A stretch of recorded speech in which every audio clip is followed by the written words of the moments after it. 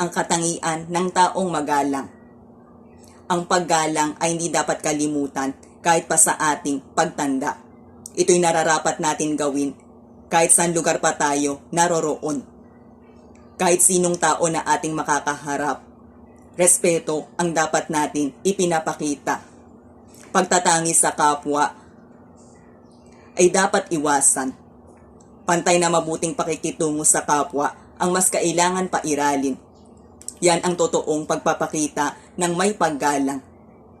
Ang paggalang ay laging kumikilos ng wasto. Siya'y marunong magsalita ng mahinahon, pino at hindi nagmumura. Siya'y marunong umalalay sa mga tao na nakikita niyang dapat alalayan.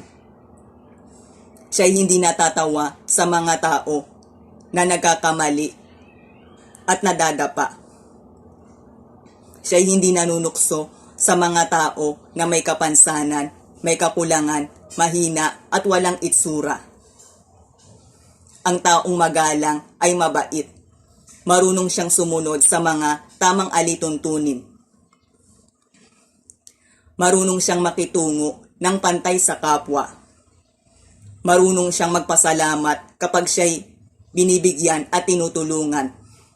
Kapag mayroon siyang nakikitang pagkakamali, pagkukulang, marunong siyang magsalita sa paraan na ikaayos at hindi niya hinahayaan na mapahiya ang isang tao na magkamali.